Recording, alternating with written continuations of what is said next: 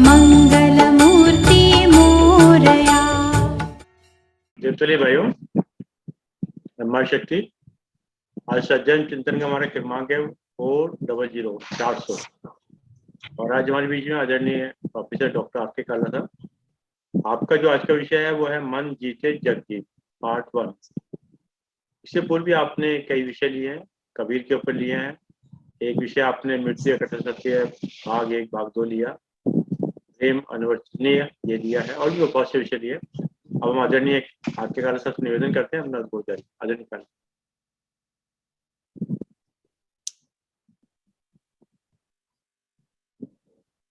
सभी पुण्यात्माओं को मेरा नमस्कार स्वीकार हो। इससे पहले कि मैं अपनी बात को आगे बढ़ाऊं, ईश्वर से प्रार्थना करता हूं, ऐ ईश्वर, ऐ परमेश्वर, ऐ प्रणेश्वर, ऐ सर्वेश्वर, ऐ हृदयेश्वर, हम आपको अंतःकरण में धारण करते हैं। हमारी बुद्धि को प्रकाशित करें और वाणी को ताकत दें, जो भी कल्याणकारी हो, सबके लिए प्रिय हो, ऐसे वचन मेरे मुंह से निकलवाना। ओम। शर्मा जी, आपको बहुत बहुत क्रेडिट जाता है कि आपने ये मौका दिया हम सबको स्वाध्याय एवं चिंतन करने के लिए, स्वाध्याय एवं सत्संग करने के लिए। और जो जो पवित्र भावनाएं बढ़ती जाती हैं तन के अंदर, मन के अंदर, क्यों तो हमारे जो पुराने चित्त में संस्कार हैं, जो कि निर्मल मन से, पवित्र भावनाओं से, सत्संग से वो धुलते हैं। और धुलने का परिणाम यह होता है कि जो हमारे प्रॉब्लम में नहीं होता या ज्यादा होता है, कष्ट वो कम हो जाता है, और नहीं होता मिल जाता है। तो इसका मतलब ये है कि जो हमारा चित्त है, जो संस्कार हैं, वो भी परिष्कृत होते हैं स्वाध्याय और चिंतन करने से। तो यह मौका आपने दिया है। इस अवसर में जो लोग हमें मिले हैं, जो साथी मिले हैं, वो सब अपने अपने विषय में बहुत बहुत आगे बढ़े हुए हैं। उन सब के विचार सुनकर के कुछ निश्चित ही मन को परिष्कृत करने का मौका मिलता। आज का विषय जो हमने लिया है, मन जीते जग जीत। इससे पहले कि मन को कैसे जीता जाए, क्योंकि मन जीतने से जग जीता जाता है, और जरा विचार कर लेते हैं कि मन है क्या, मन की महिमा क्या है। तो 4 लाइनें कह रहा हूं। मन ही जग को जानता, मन की जग से प्रीत। मन ही जग को जानता, मन की जग से प्रीत। मन झूमे मन बावरा, मन की अद्भुत रीत। मन ही मेरा रिपु है, शत्रु है। मन ही मेरा शत्रु है, मन ही मेरा मीत। मन के हारे हार है, मन जीते जग जीत। ये जो मन है, ये जगत को जानता है, जग को जानता है, और जग से इसकी प्रीति। इतना ही नहीं कि जग को जानता है, बल्कि जग की रचना भी स्वयं मन करता है। मन की जहां तक दौड़ है, वहां तक मेरा भव है, वहां तक मेरा भव सागर है। उस सागर मेरी, चूंकि मन की पहुंच नहीं है, मन की सीमा यहां तक है, जिस चीज को मैंने देखा नहीं, जिसको मैंने चखा नहीं, जिसका मैं रस लिया नहीं, जिसको मैंने सुना नहीं, जिसको स्पर्श नहीं किया, जिसको सूंघा नहीं है, वो मेरा विषय ही नहीं है। गीता के 15वें अध्याय के 90वें श्लोक में श्री कृष्ण कहते हैं कि यह आत्मा जो है ये मन की मदद से स्पर्श करती है, मन की मदद से रस लेती है, मन की मदद से सुनती है, मन की मदद से सूंघती है और मन की मदद से स्पर्श करती। तो जो जो विषय मन के हैं वही मेरा संसार है। तो संसार को स्वयं मन बनाता है और स्वयं उससे रम जाता है। तो मन ही जग को जानता, मन की मन से जग से प्रीत, इसकी प्रीति जो है जग से है, मेरे से नहीं। मेरा मतलब, मैं कुछ बात कहूं जरा सी कि मेरा जब शब्द मैं यूज करूंगा, मेरा का मतलब आत्मा से है, जीवात्मा से है, और मैं का मतलब जीवात्मा से है। मनुष्य का शब्द यूज होगा उसका मतलब जीवात्मा से है। तो जो मेरा मन है वो मेरा एजेंट है, उसे मैंने आगे कर रखा हुआ है। मैं दृष्टा पीछे बैठा हूं, मेरा मन मेरे आगे। जिस तरह कंपनी के डायरेक्टर्स होते हैं, कंपनी के मालिक हैं, मालिक कहीं बैठे हुए हैं लेकिन काम करने वाली शक्ति आगे है, वर्क फोर्स जो है वो आगे है, वो काम करती है। कोई मार्केटिंग डिपार्टमेंट में, कोई फाइनेंस डिपार्टमेंट में, कोई सेल्स डिपार्टमेंट में, कोई प्रोडक्शन में, वो काम करती है। तो कस्टमर्स का, विभिन्न तरह के कंपनीज का, क्रेडिटर्स का, डेटर्स का, सप्लायर्स का, परचेजर्स का, सबका संबंध उनसे है, मालिकों से संबंध नहीं। इसी प्रकार से मैं स्वयं आत्मा हूं, दृष्टा हूं, चेतना हूं, मैं पीछे छिपा बैठा हूं, मैंने मन को आगे कर रखा। इस मन की मदद से सारे काम मैं संसार के कर रहा हूं। मैं स्वयं जो कुछ भी करता हूं वो मन की मदद से ही करता हूं। जैसा मैं मन से चाहता हूं, मन अगर वैसा कर दे तो बहुत बड़ी बात है, लेकिन अफसोस यह है कि मन मेरी बात मानता नहीं है। आत्मिक दृष्टिकोण से अगर मैं कहूं शर्मा साहब, तो मेरे दो पुत्र हैं। एक अदृश्य मन है, दूसरा दृश्य तन है। जो अदृश्य मन है, जो नजर नहीं आता कहाँ है, उसका स्थान भी कहाँ शरीर में कोई नहीं जानता। वैज्ञानिक भी ये कहते हैं कि मन जो है उसको लोकेशन मालूम नहीं। जो ब्रेन के सेल्स में जहां जहां प्राण है वहां वहां मन है। जिस तरह दूध में घी शामिल रहता है, वो किस अंश में नहीं है, यानी मिट्टी में कौन सी मूर्ति किस अंश में नहीं है, लोहे में किस जगह कौन सा शस्त्र नहीं है, स्वर्ण में किस जगह कौन सा गहना नहीं है, इसी प्रकार दूध के किस जगह घी नहीं है, उसी प्रकार शरीर के यानी मस्तिष्क में किस जगह पर मन नहीं है, ये पहचानना बहुत कठिन। मन अदृश्य है, मेरा बड़ा बेटा है, पर जिद्दी बहुत, प्रमथनशील है, बल भी इसमें बहुत बलवान है, दृढ़ है, जिद्दी है, प्रथमशील है, इम्पोस्टर है, स्टोरी टेलर है, कहानियां गढ़ लेता अपनी मर्जी से। तो ये बड़ा बेटा जो मेरा मन है, मेरी बात नहीं मान, निरंतर बाहर रहता है, अंदर घुसता ही नहीं। अंदर आए तो मेरी बात सुने, मेरे साथ बैठे, मैं समझाऊं कि तू मेरे में विलय कर जाए ताकि तेरे को अध्यात्म का आनंद मिल जाए, पर ये बाहर रहता है। और जब बाहर घूमते घूमते शर्मा साहब बहुत समय हो जाता है, कोई आदमी अपने घर गाजियाबाद को छोड़ गया, सरदार जवाहर सिंह थे आपके राजनीतिक क्षेत्र में चले गए, 50-40 साल से वो बाहर अमेरिका में, बच्चे बाहर सेटल हुए, उनको रास्ते यहाँ के सारे भूल गए। तो जब मन लगातार बाहर रहता है, वापस आता ही नहीं है, तो उसको पता नहीं कि यहाँ क्या हो रहा है। वो बाहर खुशियां ढूंढता फिरता पर अंदर का सारा सामान खो देता है। मेरे मन परदेसी रे आओ घरे, गोविंद गुरु नानक साहब कहते हैं, ऐ मेरे परदेसी मन, जरा घर आकर देख, घर में क्या क्या खुशियां, घर के अंदर क्या क्या सौगातें हैं। तो बाह्य आकर्षण में ढूंढता फिरता है, उनकी शांति और आत्मा की शांति को कहीं नहीं मिलने वाली। इस मेरे बड़े बेटे ने मेरे छोटे बेटे तन को बहुत संभाला है, उसको अस्पष्ट किया है, अच्छा पढ़ाया लिखाया है, जिम सुविधाएं भी दी हैं, उसका स्वास्थ्य को अच्छा बनाया है, खुराक भी दी है, अच्छे अखरोट और बादाम खाने को दिए हैं, अच्छा पढ़ा लिखा के उसके बाद नौकरी पर भेज दिया है, अमेरिका चला गया है और अमेरिका जाकर तन ने बहुत कुछ कमाया है, कई कई मकानों का मालिक हो गया है, कई कोठियों का मालिक हो गया है, कई ड्राइवर हैं, सब कुछ है, पूरी संपत्ति है। तो इस मन की मदद से मेरे तन ने जगह जगह भ्रमण किया है, संसार के आकर्षण को पूरी तरह से अवेल किया है, देखा है, पर इसने अंदर आके झांका नहीं कि मैं पिता के पास बैठूं।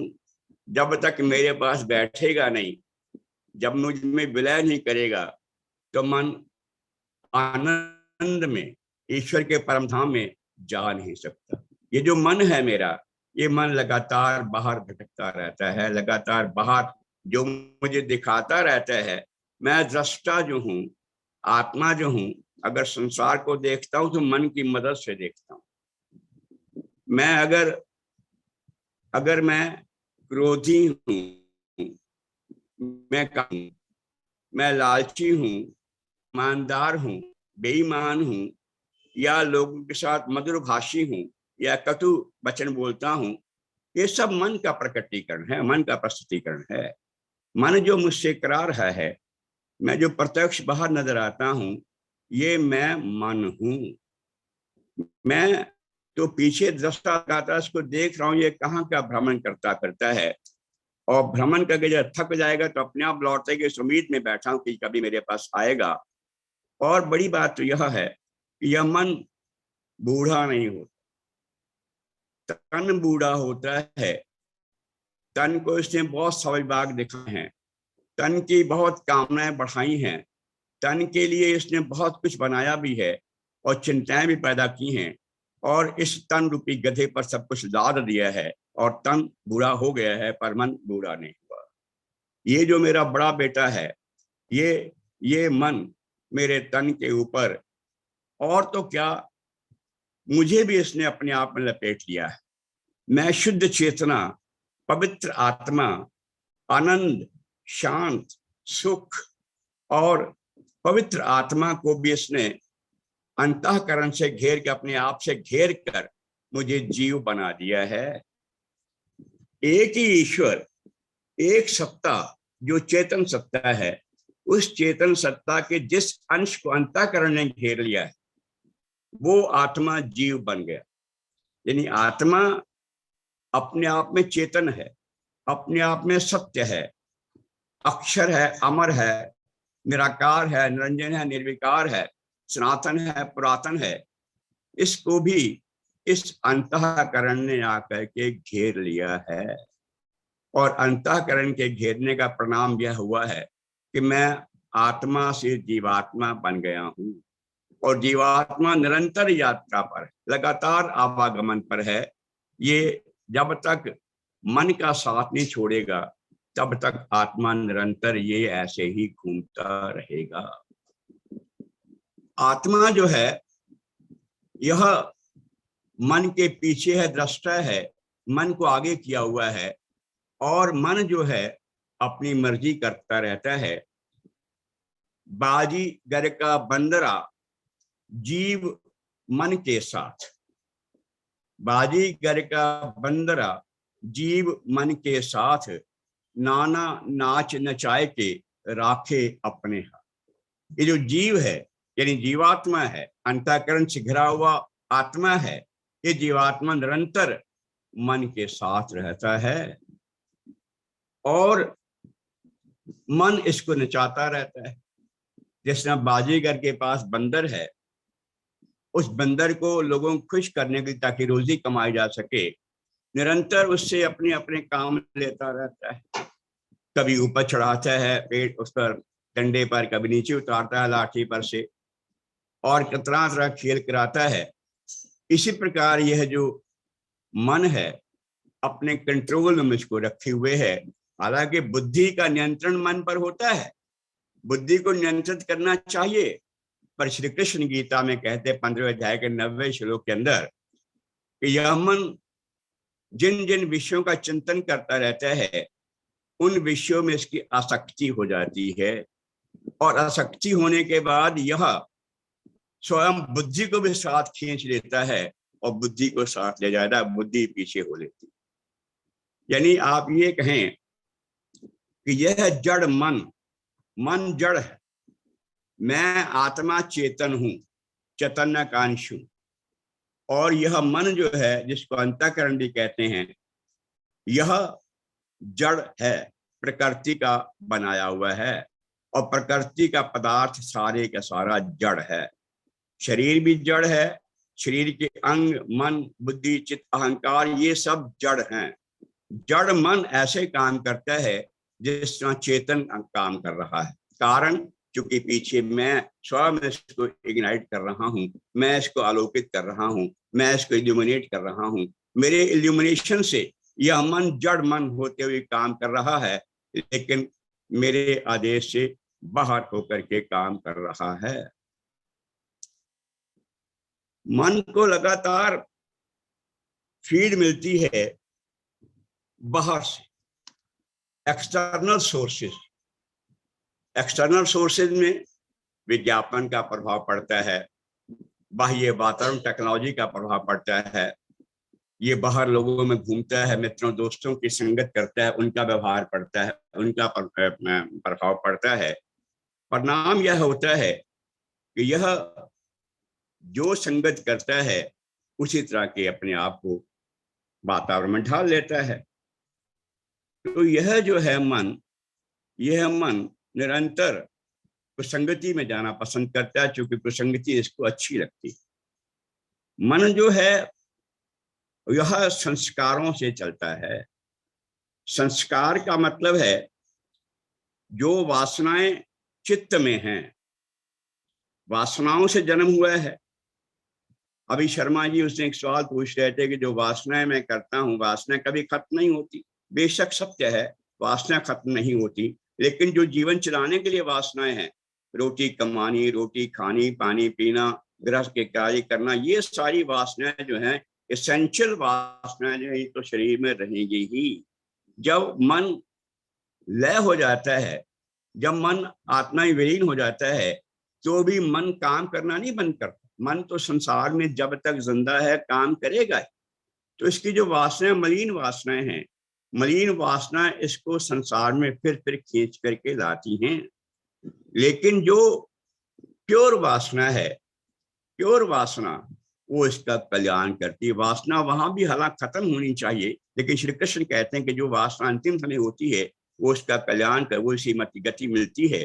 तो सहजोबाई कहती हैं कि सहजो रहे मन वासना तैसी पावे ठौर, जहां आस्था वास है निश्चय करी करोड़, देह छूटे मन में रह सहजो जैसी आस, देह जन्म तैसो मिले तैसो ही गर्वास, जाकी गुरु में वासना सो पावे भगवान, सहजो चौथे पद से गावे वेद। पुराणों का और वेदों का ये कहना है, निगम और पुराण का ये मानना है कि जिसकी वासना गुरु में रहती है, प्रभु में रहती है। गुरु का मतलब चेतना स्वरूप स्वयं आत्मा, या आत्माओं का भी, गुरुओं का भी गुरु स्वयं परमेश्वर, इसमें जिसकी आत्मा जिसका वास रहता है वो उसको परमात्मा को पा लेता है।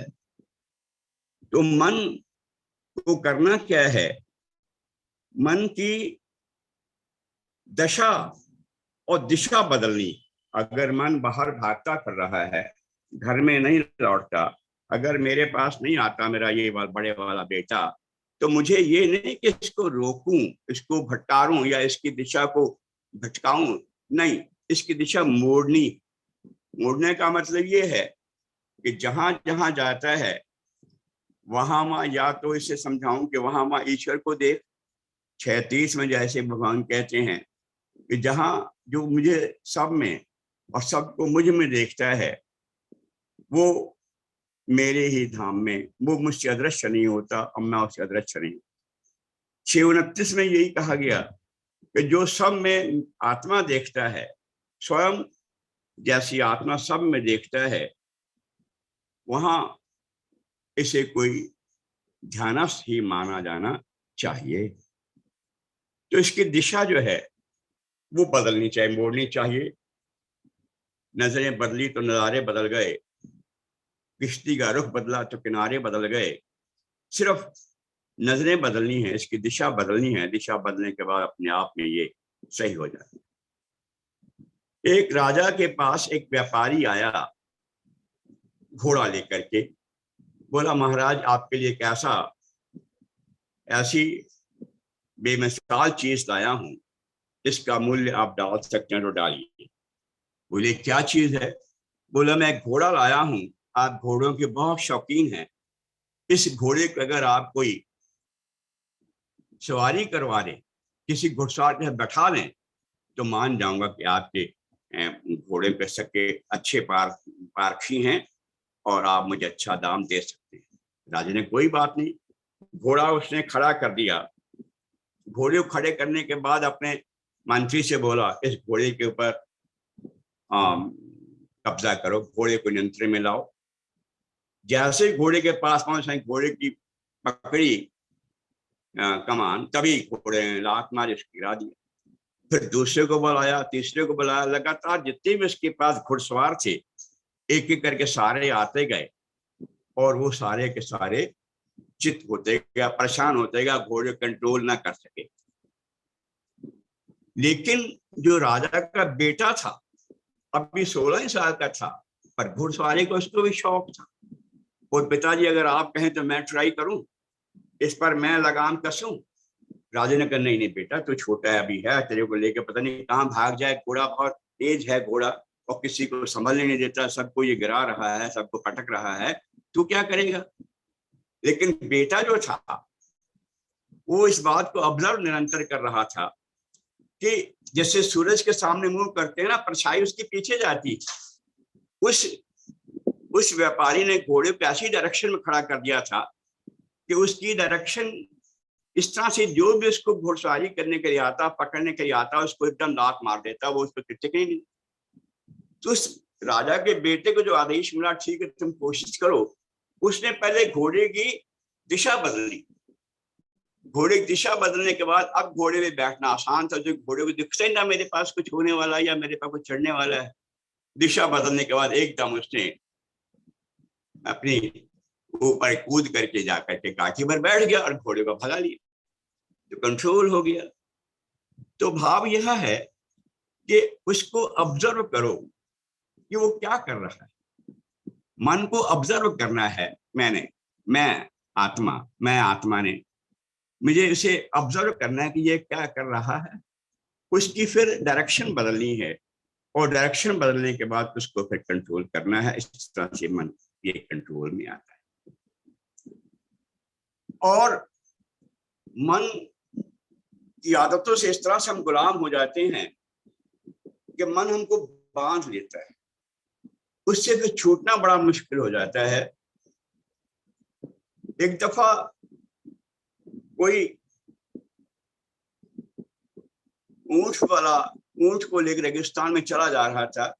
वो जब आराम करने लगा, उस थक गया, आराम करने के नीचे उतरा तो काफी देर हो चुकी, थके हुए, ये 2-4 घंटे सो जाना चाहता था। उसने ऊंट को बांधना चाहा, पर अनफॉर्चुनेटली ऊंट की रस्सी जो थी बांधने वाली, उसकी पत्नी ने नहीं दी सामान के साथ, वो रस्सी नहीं लाए। अब सो जाए तो ऊंट निकल जाएगा, इसलिए उसने क्या किया, एक काल्पनिक रस्सी का रस्सी बांधी और उस काल्पनिक रस्सी के बांधने के बाद वो आराम से सो गए। ऊंट ही बैठ गया। जब वो उठा, ताज्जुब ये हुआ, उठने के बाद जब उसने ऊंट को उठाना चाहा ताकि चले, ऊंट उठा ही नहीं। बार बार उसने कोशिश की, टिक टिक टिक टिक कर करके उस कैसे भी उठाते हैं उसको उठाने की कोशिश की, वो नहीं उठा। उसने फिर वही तरकीब अपनाई, काल्पनिक तरीके से रस्सी को वापस खोला, पहले टाई किया फिर अनटाई किया। अनटाई करने के बाद अब वो ऊंट उठा और चल दी। तो ऊंट इस तरह अभ्यस्त था अपनी उस एक्टिविटी से, क्योंकि हर रोज उसको बांधा जाता था, हर रोज उसको खोला जाता था। तो इस एक्टिविटी से वो इतना प्रभावित था कि वो उसके बिना आगे बढ़ता चलता ही नहीं था, रुकता भी नहीं था। तो हम मन के बांधे हुए हैं, मन हमको बांध रखा हुआ है। हम संसार से छूटना चाहते हैं, ये नहीं कि संसार हमको नहीं छोड़ता, संसार हमको नहीं छोड़ता, बल्कि हम नहीं छोड़ना चाहते, क्योंकि पेड़ ने हमें पकड़ के रखा है। पेड़ को हम छोड़ना चाहें, पकड़ा हुआ है, कस के छोड़ सकते हैं, लेकिन हम यही कहते हैं पेड़ हमको छोड़ता नहीं। पेड़ ने नहीं, बल्कि हमने स्वयं पेड़ को पकड़ रखा हुआ है। तो ये जो मन है, इसने हमको बांध रखा है। अब देखें, एक शब्द आता है, उसका नाम है टीम। टीम शब्द का मतलब होता है, टीम शब्द का मतलब में 4 लेटर्स होते हैं और हर लेटर की अपनी आप में कोई इंपॉर्टेंस। TEAM, टीम में पहला जो लेटर T है, T स्टैंड्स फॉर थॉट्स, विचार। जो हमारे विचार हैं, वो विचार हमको चलाते हैं, विचार ही हमें कामी बनाते हैं, विचार हमें क्रोधी बनाते हैं, विचार ही हमें पुण्यात्मा और अपात्मा बनाते हैं। विचार जो है संस्कारों से चलते हैं और संस्कार जैसे हमारे होते हैं वैसे हम आगे बढ़ते हैं। दूसरा है A। अब TEAM, E for emotions, T for thoughts, E for emotions. जो भावनाएं होती हैं, अब दोनों में से कोई सी, इमोशन से पहले आ सकती है, पहले थॉट से आ सकते हैं। मेरे घर कोई आया, वो मेरे पसंद का व्यक्ति नहीं है, तो इमोशंस आएंगे, यार ये क्यों आ गया, अननेसेसरी टाइम बर्बाद करने के लिए, पहले भी आया, टाइम बर्बाद किया, अब फिर आ गया है। इमोशन से मेरे विचार वैसे बने। या मेरा को प्रिय आ गया, तो मैंने कहा यार कमाल है, आप आ गए, आपको तो बहुत दिन से इंतजार कर रहा था, आज आप आ गए हैं, तो मेरे इमोशंस ने मुझे विचार ऐसे दिए, तो इसका मैं स्वागत करूं। इमोशंस जो हैं, किस तरह की इमोशंस आती हैं, वो भी हमें प्रभावित करती हैं। इमोशंस में कई दफा हमने देखा, इमोशंस हमें बॉडी को प्रभावित करती हैं। किसी को बहुत भय होता है, पसीना पसीना हो जाता है, भय होता है, पेशाब निकल जाता है, क्रोध आता है, पूरी बॉडी में रिएक्शन हो जाता है, लज्जा होती है, लज्जा के मारे चेहरा लाल हो जाता है, चेहरा झुक जाता है, हार्ट बीट बदल जाती है, ब्लड प्रेशर का रेट बदल जाता है। तो इमोशंस जो हैं, इमोशंस और थॉट्स में जो ज्ञानी व्यक्ति है उसमें समानता होती है, लेकिन अज्ञानी व्यक्ति के इमोशंस और थॉट्स में चेंज हो सकती हैं। इमोशंस मेरा ये कह रहे हैं कि ये मेरे घर क्यों आ गया है, पर जैसे आया मैंने फिर भी लोकाचार के नाते से नमस्कार जी, चाहे आइए बैठिए, अंदर से आ रहा हूँ, सोच रहा हूँ कि क्यों आकर के बैठ गया। तो इमोशंस और थॉट्स में फर्क हो सकता है, पर इमोशंस जो हैं अपने आप में इंपॉर्टेंट हैं। इसीलिए एक सवाल उठता है कभी कभी कि इमोशंस में और इंटेलेक्ट में क्या फर्क होता है। इमोशंस का मतलब होता है भाव, हृदय। एक तो हार्ट वो है जो खून को पंप करता है, वो नहीं, शरीर में जो हार्ट प्लेक्सस है, जो अनाहत चक्र है, वहां जब पहुंच जाता है व्यक्ति, तो उसमें इमोशंस जो हैं, करुणा में इमोशंस जो होती हैं, वो कल्याण करती हैं। अगर कभी इंटेलेक्ट में, बुद्धि में और हृदय में विरोधाभास हो जाता है, तो बुद्धि के बजाय इमोशंस को, यानी हृदय को, हृदय मैंने अंतःकरण को, हम जब कहते हैं ईश्वर हमारे अंतःकरण को प्रकाशित करो, हमारे अंतःकरण में आपको धारण करते हैं, तो अंतःकरण का मतलब यह है अपनी भावनाओं, हृदय में धारण करते हैं, मतलब अपनी भावनाओं। क्योंकि कभी अगर लोग कहते हैं ना भगवान कहाँ रहते हैं, हृदय में रहते हैं, तो इस हृदय का मतलब शारीरिक फिजिकल हृदय से नहीं, क्योंकि फिजिकल हृदय किसी का रिप्लेस भी कर दिया जाता है, यानी ट्रांसमिट हो जाता है, उसके बदले दूसरा लग जाता है। तो ये नहीं कि भगवान चले गए, भगवान तो स्पिरिट्स में है, भावनाओं में, उस हृदय में है। इसलिए हृदय और इंटेलेक्ट में, अगर बुद्धि में और हृदय में कहीं कोई विरोधाभास हो जाता है, तो वहां हृदय का अनुसरण करो, ना कि बुद्धि का। कारण बुद्धि तर्क पेश करती है, बुद्धि तर्कशील है, बुद्धि आर्गुमेंट्स पुट करती है, लेकिन हृदय में भावनाएं होती और भावनाएं ईश्वर तक पहुंचती हैं। बुद्धिमान व्यक्ति तर्क का सहारा लेता है, लॉजिक से सहारा लेता है, लेकिन जो अनपढ़ आदमी है वो विवेक, वो भावनाओं का, हृदय का सहारा लेता है। और हृदय, वो जो हृदय का सहारा लेता है वो धन्य है। वो धन्य है कि उसने ईश्वर की ओर बढ़ना शुरू कर दिया है। उसके जो मन के निर्मल, इसलिए गोस्वामी तुलसीदास कहते हैं, निर्मल मन जन सो में भावा मोहि कपट छल छिद्र, सुंदरकांड, कि मुझे जो सुंदर निर्मल मन वाला मन बेशक चंचल है। श्री कृष्ण ने यही शिकायत, श्री कृष्ण को अर्जुन ने शिकायत भी की कि मन चंचल है और बलवती है और दृढ़ है, जिद्दी है।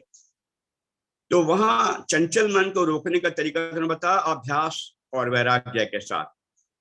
लेकिन मन कठोर हो ऐसा नहीं, मन निर्मल होना, मन की निर्मलता जो है उससे भाव पैदा होते हैं। इसलिए अगर बुद्धि में और हृदय में टकराहट है तो वहां बुद्धि का नहीं बल्कि हृदय का अनुसरण करना चाहिए, क्योंकि निर्मल मन जो है ईश्वर तक पहुंचाता है। और अध्यात्म की लड़ाई अंदर में लड़ी जाती, बाहर नहीं। अध्यात्म की लड़ाई जो है बाहर नहीं, अंदर।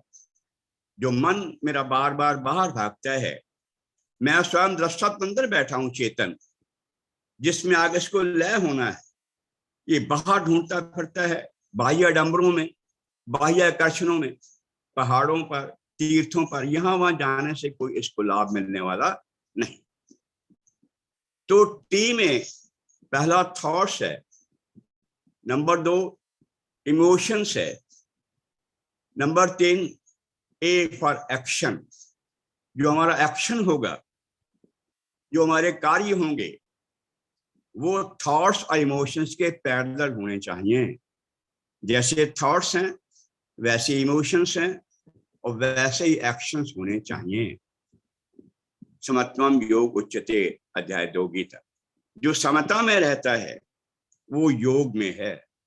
शरीर से नित्य वियोग है, ईश्वर से नित्य योग है, चूंकि ईश्वर का अंश है आत्मा। तो मन को समझा करके निरंतर एक्शंस वैसे हों जिस तरह के हमारे थॉट्स और इमोशंस आए। और टीम का चौथा लेटर है M, M for memory. Memory कहते हैं चित्त, स्टोर हाउस। जो चित्त होता है, अंतःकरण के भी 4 पार्ट्स हैं, चतुष्ट अंतःकरण कहा जाता है। मन, बुद्धि, चित्त, अहंकार। चित्त जो है, जो मेमोरी है, स्टोर हाउस है, इस चित्त में जन्मों जन्म के हमारे संस्कार पड़े हुए हैं। संस्कार का मतलब क्या होता है कि चित्त के रूपी सरोवर में, चित्त एक तरह का उपादान कारण है, प्राइमरी कॉज है। जिस तरह से घड़ा बनाने में मिट्टी प्राइमरी कॉज है, घड़ा बनाना है तो प्राइमरी कॉज क्या है? मिट्टी। एफिशिएंट कॉज कौन है? कुम्हार। और जनरल कॉज क्या है? चाक है, धागा है, पानी है इत्यादि, डंडा है, ये सब जनरल कॉजेज हैं। तो उपादान कारण जो है, जो प्राइमरी कॉज है, मटेरियल कॉज है, दैट इज मृदा, डस्ट, मिट्टी। घड़ा बनाने में, सोना बनाने में, आभूषण बनाने में सोना है। इसी प्रकार से जो मन है, उसके पीछे जो उपादान कारण है, जो उसके पीछे प्राइमरी कॉज है, वो है चित्त। चित्त कैसे बना है? ये वासनाओं से बना है। मन जो जो कार्य करता है, मन एक सेकंड भी, श्री कृष्ण गीता 3 अध्याय के 5वें श्लोक में कहते हैं कि मन एक पल को भी चुप नहीं बैठता, बिना कार्य किए नहीं रहता। दिन भर जगेगा तो भी, जागृत अवस्था में भी काम करेगा, नींद में भी यह कुछ ना कुछ सपने देखेगा, नया संसार रच लेगा। और सोने में जब ये सो जाता है उस समय भी इसका मस्तिष्क अपने आप, कुछ क्रियाएं ऐसी हैं जिनको मन चलाता है, जैसे उठना, बैठना, चलना फिरना, पढ़ना, गाना इत्यादि, कुछ ऐसे जो स्वतः होती रहती हैं। ब्लड प्रेशर स्वतः मेंटेन रहता है, रक्त चलता रहता है, पाचन क्रिया चलती रहती है, ये कुछ ऐसी क्रिया सदा चलती रहती है। तो मन उस अवस्था में बेशक आराम करता है, लेकिन तब भी उसका चलना अपने आप में क्रिया माना जाता है। तो मन निरंतर क्रिया करता है। मन जो भी क्रिया करेगा, अच्छी या बुरी, वो संस्कार क्रिएट करेगा। मन की वृत्ति तो शांत हो जाएगी, लेकिन जो लहरें उठी हैं इस जल में, जो चित्ररूपी सरोवर में लहरें उठी हैं, जो तरंगे उठी हैं विचार के रूप में, वृत्ति के रूप में, वो तो शांत हो जाएंगी। पर हर विचार अपनी कोई ना कोई संस्कार छोड़ करके जाता है, और संस्कारों का जो समूह है बार बार उस तरह के संस्कार, बार बार उस तरह की क्रिया करता है, तो जो संस्कार छोड़ के जाता है, हर लहर, हर तरंग, जो हर विचार जो छोड़ के जाता संस्कार, उन संस्कारों का जो मजमुआ है, जो उनका समूह है, वो हमारी आदत बन जाती है, और आदत बाद में स्वभाव बन जाती है। और स्वभाव जो है, यह स्वभाव आत्मा के साथ जाता है मरने पर, और ये स्वभाव जो है पुराने जन्मों की भी सारी हमारी वासनाएं हैं, अतृप्त वासनाएं, पूरी हो गई तो खत्म हो गया, अतृप्त वासनाएं पुराने जन्मों की, और इस जन्म के हमारे जो संस्कार हैं नए, ये इकट्ठे होकर के चित्त में शामिल हो जाते हैं, इस जन्म के ऊपर रहते हैं, पुराने हुए दबे रहते हैं। इसलिए जब मानस साथ जाता है अंतःकरण के, तो वो हमारा प्राप्त जो बनता है, वो इसी जन्म के, जो अभी जन्म जा रहा है, इसकी वासनाएं हमारा प्राप्त तय करती हैं, जिससे हमारा जन्म किस योनि में होगा, मनुष्य योनि में, या पशु पक्षी या वृक्ष में, वो तय होता है। आयु तय होती है, भोग तय। तो तीन चीजें जो हैं, आयु, भोग और जन्म की जाति, ये तीनों तो इसी जन्म में जो लेटेस्ट वासना उनसे तय होती हैं, और जो प्राणा जुड़ी वासनाएं हैं, वो मन को लगातार प्रेरित करती हैं अपने अपने विचार क्रिएट करने। विचारों का क्रिएशन जो है वो निरंतर चित्त के उससे होता रहता है, और चित्त में जो चीज स्टोर हो जाती है वो इतनी गहरी जाती है, चित्त में हम अक्सर कई दफा अपने बिलीफ जो हैं वो लेकर के चलते हैं, सॉफ्टवेयर की तरह उसमें जाके बिजी हो जाते हैं, उसमें जाकर रुक जाते हैं, उसके बाद हमारा फिर आगे एक्शन उससे होता रहा। जैसे बच्चा चल रहा है, चलना सीखा है, वो गिर जाता है, उसको माँ उठाती है, जमीन को चांटा मारती है, 2 4 6 चांटे लगा देती है, ए मेरे बच्चे को तूने गिरा दिया। फिर दोबारा उसने देखा ऐसा ही हुआ, वो गिर गया, माँ ने जमीन को पटक दिया, फिर गिरा, फिर माँ ने जमीन को गुस्से से बोली और हाथ से पटक दी। इसका मतलब यह है कि बच्चे के मन ये भाव बैठ गया, उसकी बिलीफ हो गया, उसके अंदर बिलीफ बैठ गया, ये बिलीफ हो गया कि मेरे दुख का कारण जो है जमीन है, मेरे गिरने का कारण मैं नहीं, जमीन है, इसने मुझे बाहर रख दिया। यानी एक बिलीफ मन में बैठ गया कि मेरे दुख जो है वो मेरे कारण नहीं, वो बाह्य कारणों से। दूसरे, बच्चा आपके साथ मेले में जा रहा है, उसने कोई खिलौना देखा, आपने मना कर दिया, आगे चले वो खिलौना, फिर दोबारा किसी और दुकानदार के पास, तो बच्चे ने फिर जिद की, डैडी खिलौना दे दो। तीसरी बार फिर आगे बढ़े, आपने मना कर दिया, फिर आगे बढ़े, फिर वो खिलौना दूसरी शक्ल में वहां पर आगे किसी और के पास। अब बच्चे ने देखा मुझे बार बार मना हो रही, आपने वहां मना कर दिया, तो बच्चे ने रोना शुरू कर दिया। उस रोने को, जोते को देखते देखते आपने कहा यार ऐसा मेरे साथ दोस्त यार भी हैं और भी लोग देख रहे हैं, चलो वही दिलवा देते हैं। वो खिलौना उसको आपने दिलवा दिया। बच्चे के मन में विश्वास बैठ गया कि जो काम होगा मेरे रोने से होगा, वैसे नहीं। अब अगली बार कोई चीज मांगेगा तो ऐसे नहीं कि प्यार शुरू कर, वो रोने का उसको ये अभ्यास हो गया कि मेरा जो काम है वो रोने से हो, ऐसे नहीं हो। आप अपने बच्चे से कहते हैं बेटे जूते ये उठा के रैक में रख दे, बच्चे ने अनसुना कर दिया। फिर कहा बेटा मैंने आपसे कहा था ये मेरे जूते रैक में, आपने फिर अनसुना, बच्चे ने फिर अनसुना कर। अब तीसरी आपने डांट कर बेटा मेरा जाके शूज रैक में रख के, बच्चे ने रख दिए। अब बच्चे को अभ्यास हो गया कि मेरा जो मुझे काम करना है वो डांट से करूंगा, मैं उसके बिना डांट करूंगा। तो इस तरह से कभी कभी हमारे जो कर्म होते हैं ना, वो कर्म एक जैसे होने से हमारी आदतें बन जाती हैं, और वो आदतें फीड हो जाती है, वो संस्कार बन जाते हैं। और संस्कार में जो रखा है वो लहरें मन में विचार के रूप में उठाती हैं, और ये जो चित्त रूपी सरोवर है इसके नीचे आत्मा है, और जब तक जल शांत नहीं होगा तब तक आत्मा दिखेगी। तो जब तक विचार खत्म नहीं होंगे, जब तक ये वासनाएं, ये जब तक ये चित्त खत्म नहीं होगा तब तक हमें मोक्ष नहीं मिलेगा। तो मन जो है, मन की वासनाओं खत्म करने के लिए, जैसे अभी मैंने कहा, पवित्र भावना का सृजन करना होगा, निर्मल भावनाओं को लाना होगा, सेवा भाव को अपनाना होगा, सत्संग कीर्तन सुमिरन करना होगा। जो जो हम ये करेंगे, जो तो हमारे जो ढीले संस्कार हैं वो ढीले होंगे, और संस्कार के ढीले होते होते ही ऐसी वृत्ति मिलेगी, हम उसका अच्छा करते चले जाएंगे, तो मन अंदर को आएगा, और मन के अंदर आने का उसके लय हो जाना, और लय हो जाएगा तो उसके बाद हमारा मोक्ष। तो चित्त नंबर 3 पर है मन, बुद्धि, चित्त, अहंकार।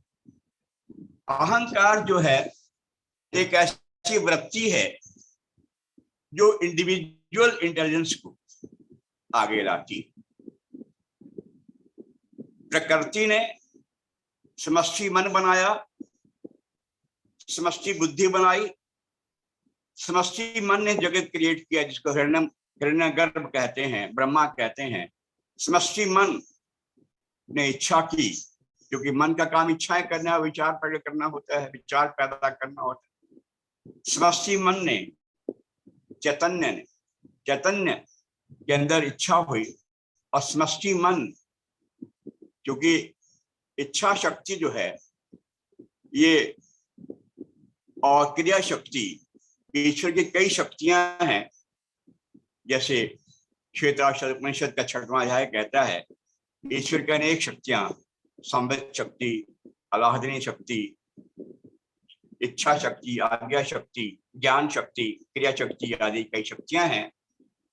तो ईश्वर के मन में, चैतन्य के मन में आया कि संसार की रचना करूं, कि एक हम बहु श्याम प्रयति, कि मैं अकेला हूं, संसार की रचना करूं। तो संसार की रचना करने के लिए जब ये इच्छा जागृत हुई, उसके लिए प्रकृति को आगे आना पड़ा, क्योंकि अकेले चैतन्य कुछ नहीं कर सकते, प्रकृति को आगे आना पड़ा। और प्रकृति ने फिर कॉस्मिक इंटेलिजेंस और कॉस्मिक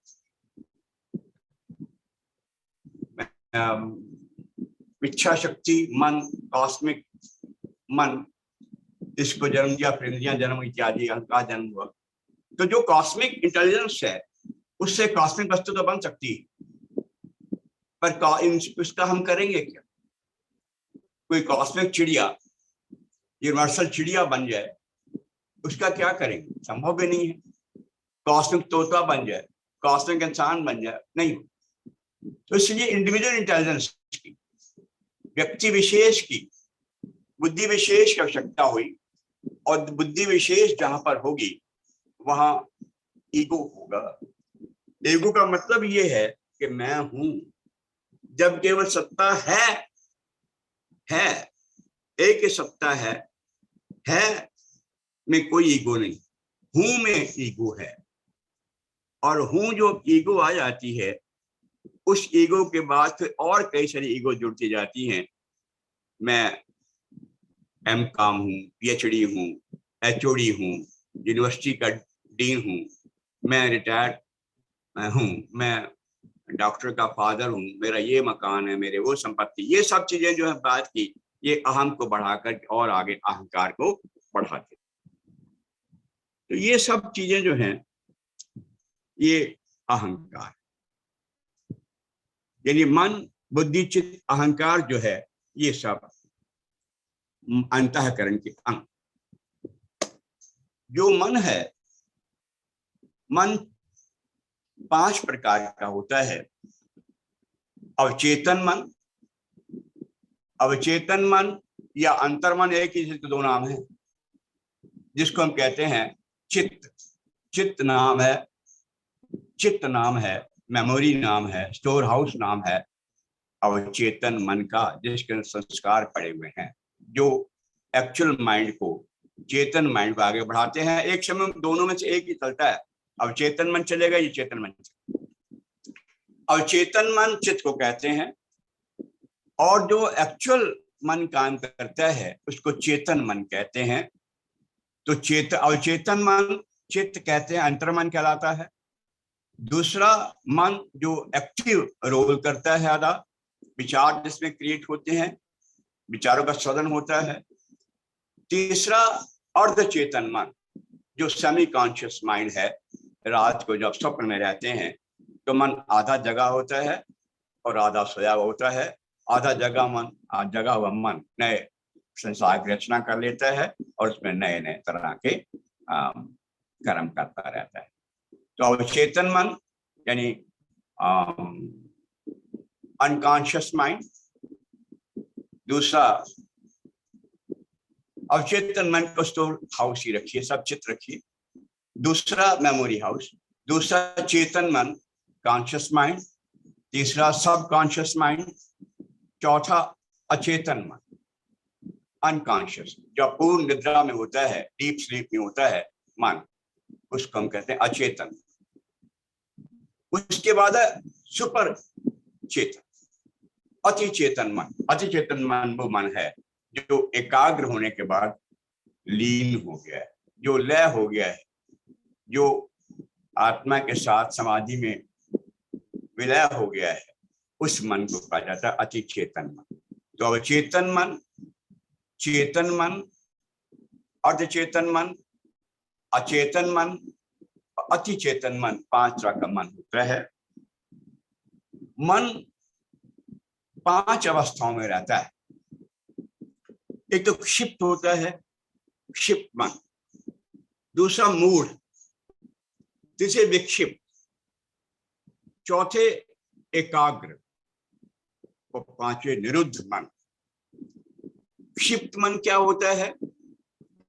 जब मन की वृत्तियां चारों ओर बिखरी होती। ऐसा बच्चा पढ़ाई में सफल नहीं होता, ऐसा एम्प्लॉय सक्सेसफुल नहीं होता, ऐसी गृहिणी सक्सेसफुल नहीं होती, ऐसा कोई व्यक्ति सफल नहीं होता जिसकी जिसकी विचार शक्ति सब और बिखरी पड़ी। स्कैटर्ड मन जो होता है उससे कोई काम संभव नहीं। तो क्षिप्त मन वो है जिसमें मन की वृत्तियां, ये काम शुरू कर लूं, वो शुरू, क्योंकि ये मन जो है ना जड़ है, और जड़ मन को तीनों तत्व प्रभावित करते हैं, प्रकृति के तीनों गुण, सत्व गुण भी, रजगुण भी और तम गुण। अभी सत्व गुण में जाकर के मंदिर बैठा तब वो तम गुण सामने आ गया, तो यार यहाँ पर तो भीड़ बड़ी है, यहाँ तो निरा पाखंड है, या रजोगुण आ गया, चलो चलो चलो चलो, रुकता नहीं मन कहीं पर। तो स्कैटर्ड मन जो वो क्षिप्त कहलाता है। क्षिप्त मन किसी काम के लायक नहीं। दूसरा मूढ़। मूढ़ भाव जो है, मूढ़ वो है जब केवल जगत जगत दिखता है, ये केवल बाहर ही बाहर रहता है, अंदर देखने नहीं चाहता कि मैं हूं क्या, मेरा स्वरूप क्या है, अंदर रुकूं नहीं, लगातार बाहर। अभी मसूरी घूम के आओ, कल का प्रोग्राम है शिमला का बना, अच्छा ठीक है तो ऐसा करो काशी देख करके आते हैं। या अभी मूढ़ मन का मतलब होता है जो आत्मा के प्रति बिल्कुल इग्नोरेंट है, इग्नोर किया हुआ है इस पक्ष को, दैट इज कॉल्ड मूढ़ मन। अक्सर आजकल पढ़े लिखे लोग जो हैं मूर्खता में जीते हैं, केवल प्रमाद में जीते हैं। केवल प्रमाद में या तम में रहना, अंधकार में रहना, अज्ञानित रहना, ये मूढ़ मन कहलाता है। तीसरा विक्षिप्त। विक्षिप्त मन होता है जब वापस अपने केंद्र को लौटना।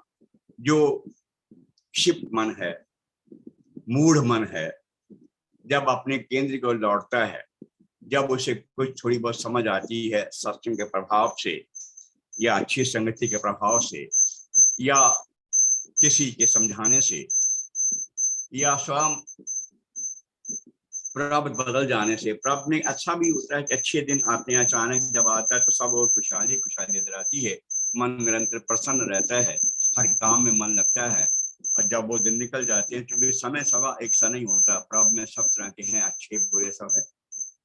और जब प्रब नहीं होता अच्छा, तो डिप्रेशन में आदमी फील करता है मुझे ये भी तकलीफ, वो भी तकलीफ। और मन जो है ये निरंतर ये झूमता भी है, बावरा भी है। झूमता रहता है, कभी कभी बावरा हो जाता है कि मुझे दुख हो गया और मैं बुढ़ापे में आ गया हूँ, मुझे तकलीफ हो रही है, मैं मरने वाला हूँ, मुझे मेरे साथी वो चलेगा वो चलेगा। ऐसा मन जो है, मन झूमे मन बावरा, मन की अद्भुत रीत, इसकी अद्भुत तरह की रीत होती है। ये चिल्लाता भी है, शोर भी करता है, अननेसेसरी दुखों को उठा के पहाड़ खड़ा कर देता है। ये मन की आदतें। तो विक्षिप्त मन ये है, जब क्षिप्त या मूढ़ मन अंदर को लौटना चाहता है तो ये विक्षिप्त कहलाता है। चौथे एकाग्र। एकाग्र मन तो समझ लीजिए समाधि को जाने की तैयारी है।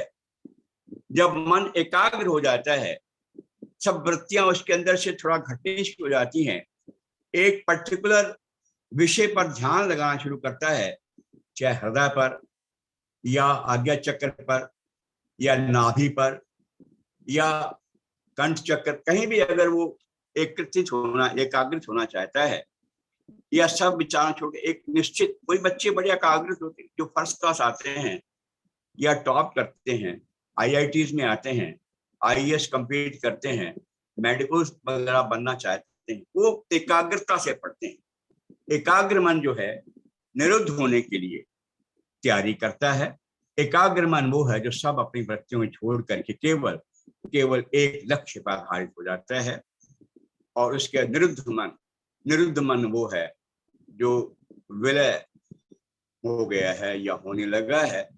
तो निरुद्ध मन ही चाहिए। निरुद्ध का मतलब होता है कि आत्मा में लीन, क्योंकि आत्मा का सोर्स तो मन है। आत्मा का एक ही उपकरण, जैसे मैंने कहा है, ये मैंने इसको आगे कर रखा, स्वयं पीछे बैठा हूं।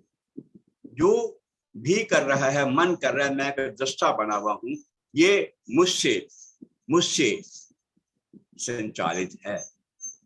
तो आत्मा जो है उसको निरंतर मन प्रोटेक्शन दे रखा है। जिस तरह से ये सर्वव्यापक निराकार परमात्मा, इसको आवरण ढका हुआ है समष्टि मन ने, यूनिवर्सल कॉन्शियसनेस ने, यूनिवर्सल माइंड ने।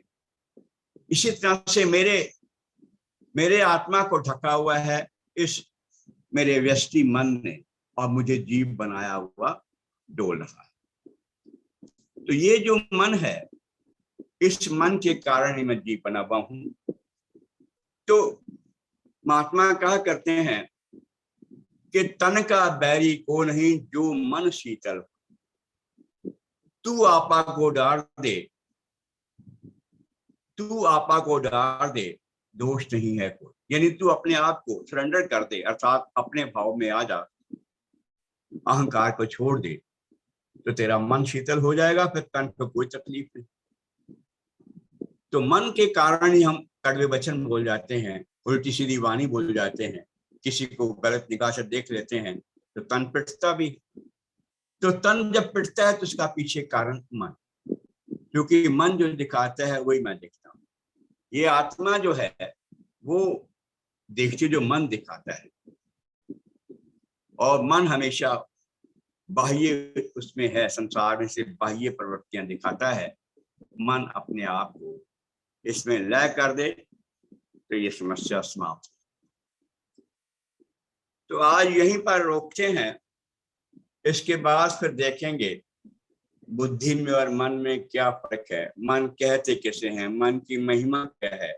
जब ये हो जाएगा तो फिर मन को निरुद्ध कैसे किया जाए, मन को नियंत्रित कैसे किया जाए, ये आगे अगले सेशंस में देखते हैं।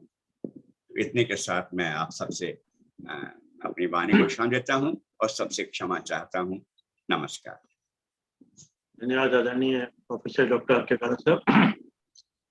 आज आपने मन जीते जग जीत का पार्ट 1 लिया। अब मैं सभी लोगों को अनम्यूट कर देता हूँ। इस संबंध में जिस किसी कोई जिज्ञासा हो तो आदरणीय प्रोफेसर डॉक्टर के काला साहब से पूछ सकते हैं। काला साहब, ये मन जो है ना, इतना सब्जेक्ट कहता है कि कितना भी समझाओ, कितना भी मनाओ, ये मानता नहीं है। कौन सा है वो आगे मोर मन, हाँ एक गाना भी है, कौन सा है, कुछ भी कर लो, मतलब ये कितना पढ़ लो, कितना समझा लो, कितना सत्संग में रह लो, उसके बाद भी जो है ना, इसको बड़ा ढीठ किस्म का कहिए इसको बहुत ज्यादा। का मतलब यही है शर्मा, हमारे संस्कार है ना सब, वो एक जन्म पे तो है नहीं, और संस्कार जो है वासनाओं का नाम है, और वासनाएं जहां हमको ढकेलती हम उधर से मन चला जाता है। तो अंतर मन जो है, यानी जो अंदर वासना है, संस्कार है, वो हमको आगे धकेलती हम आगे चले जाते हैं। तो इसको बस एक ही रोकने का तरीका हो सकता है, अंतर इसको जो फीड है वो फीड निर्मल अपवित्र मिलती रहे, और जो संस्कार हैं उनमें पुराने संस्कार भी जो है उनमें मार्जन के बाद भी सुधार हो देखा है।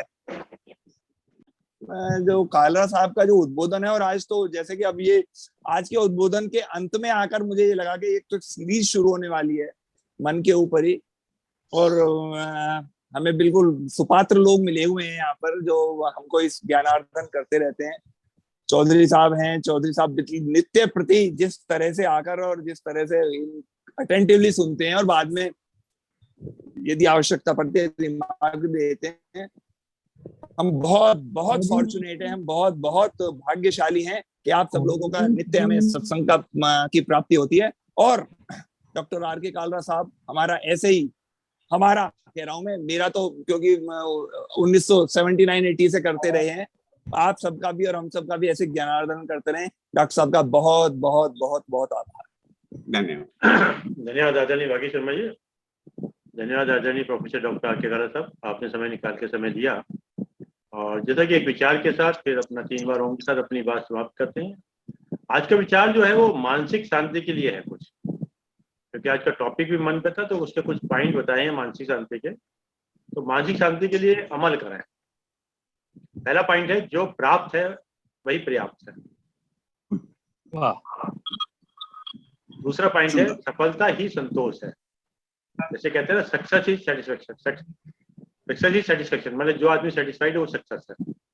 तीसरा है, दर्पण बनो कैमरा नहीं, दर्पण बनो कैमरा नहीं। ये नहीं कि जैसे वो होता है रेफरी होता है ना, और एक होता है गोलकीपर। रेफरी क्या होता है, तो हमेशा कमियां ही निकालता रहता है, गोलकीपर हमेशा गोल पे ध्यान रखता है। चौथा है, भुला दो और माफ कर दो, भुला दो और माफ कर दो। छठा है, जो कुछ भी घटता है वह होनी है, अनहोनी नहीं। जो कुछ भी घटता है वह होनी है, अनहोनी नहीं। और एक पॉइंट और है, सेवा कार्य में लगे रहो। बहुत। और एक लास्ट में है, ईश्वर पर पूरा विश्वास रखो। बिल्कुल, ईश्वर पर पूरा विश्वास। और एक पॉइंट छूट गया, ईश्वर को सदा सर्वव्यापी जानो और मानो। जैसे कि कोई अगर दरोगा के प्रेजेंस में कोई भी चोर चोरी नहीं कर सकता, अगर हम ईश्वर को सर्वव्यापी मानते हैं तो उसके प्रेजेंस में हम कोई काम ऐसा नहीं करेंगे जिसको कि वो कहीं हम कर पाएंगे। और आइए 3 बार ओम का उच्चारण करते हैं। ओम।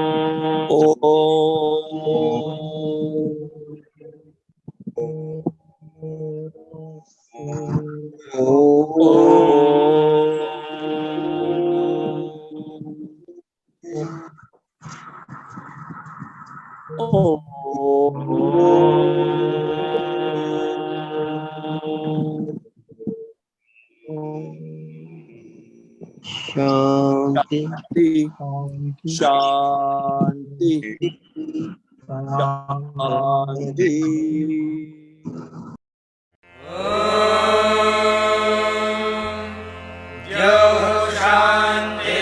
शान्तिरन्तरिक्षं शान्तिः पृथिवी शान्तिरापः